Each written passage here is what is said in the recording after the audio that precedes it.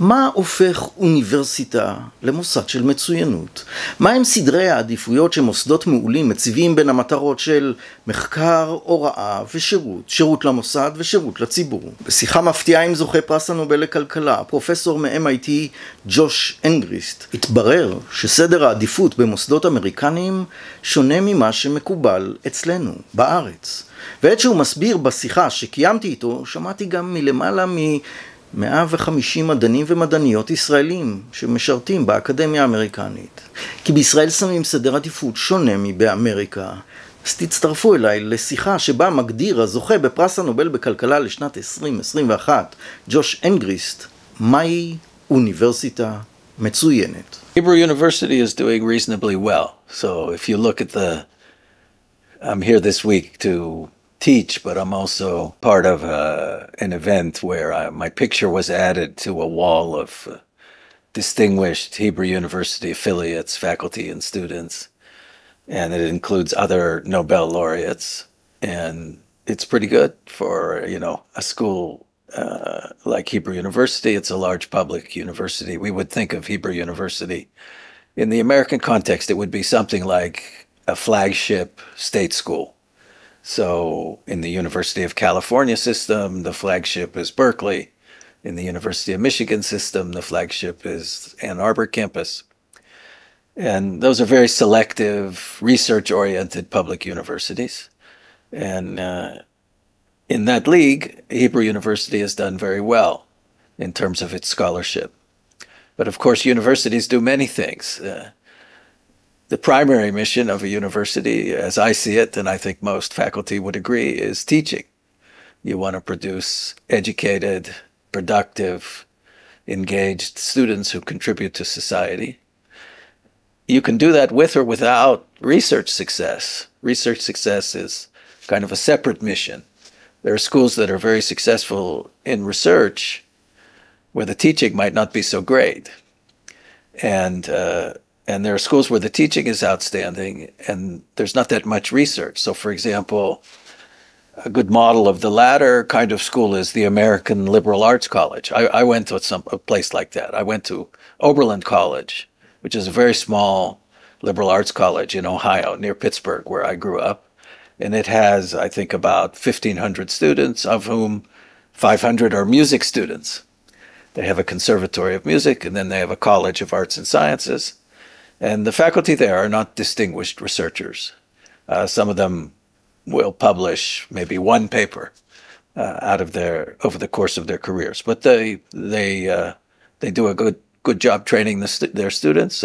Many of the Oberlin College graduates go on and do PhDs like me and become scholars. But Oberlin's measure of success is not research impact. So, policymakers, the public, parents, and students have to decide what they value. And what's nice about the American system is that there's a wide range of institutions. There's institutions of all types. There are a large number of not very selective schools that still, meaning they're not very selective of their applicants, but they still provide a very strong education and train their students and boost their students' earnings. Labor economists like me like to think in terms of the returns to schooling, the economic returns to schooling. We think of education as an investment. So each year of schooling has a return, like a financial asset. So if you own a portfolio like stocks, mutual funds, and savings bonds, and that sort of thing, you think about what is my return on that portfolio? If you get 10% a year, that's a pretty good portfolio. Well, schooling has a return of about 10% per year of schooling. And that's true across, at least in America, that's true across institutions of all types, including schools you've never heard of, where there's really very little research being done.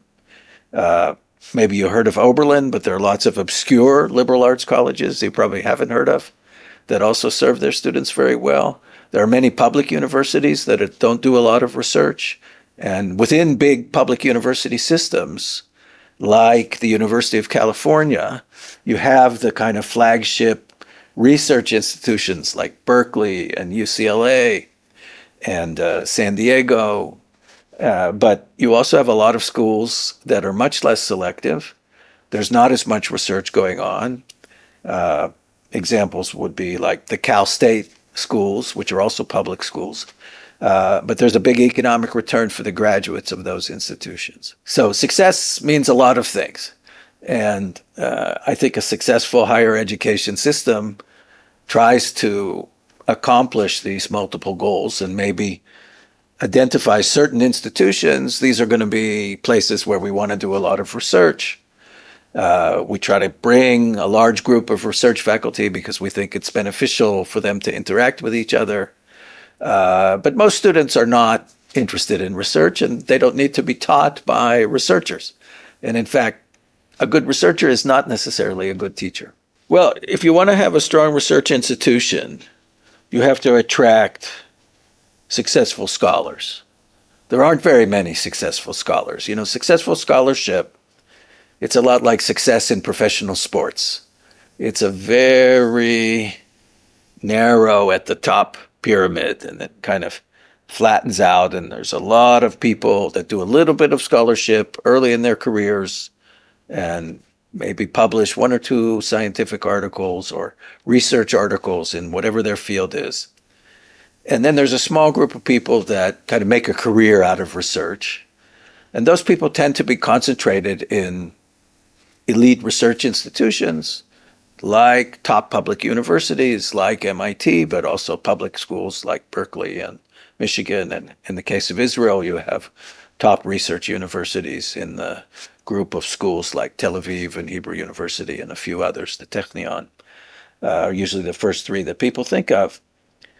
So, you know, those schools, they both provide a selection process. So you have to attract people.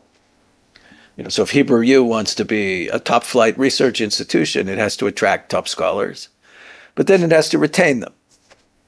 And we talk a lot at MIT about retention, about recruiting and retention. So on the recruiting side, we're primarily recruiting junior scholars. We're not so much in the business of looking for somebody who's already famous and then bringing them. Harvard does more of that. The Ivies do more of that, I would say. Senior hire, you know, look for the guy who maybe is going to win the Nobel next year or already won. Well, of course, it's obvious that that's a very successful scholar, and maybe you would like to attract that person, but they're very expensive also. You have to pay them well, and they might need expensive laboratory facilities or other infrastructure.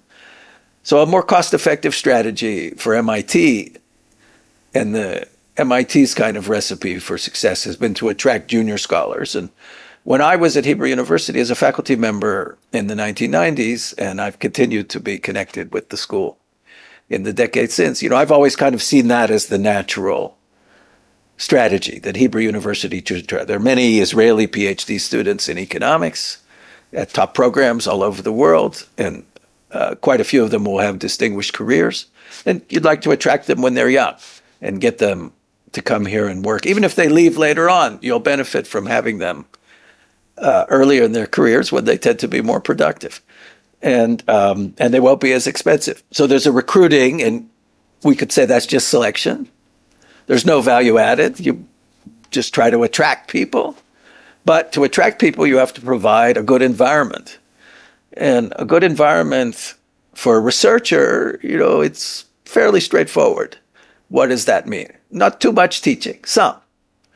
But if you're going to make me teach, you know, 3 courses a semester, I won't have much time for research, and I'm going to be pretty grumpy about that, even though I love teaching.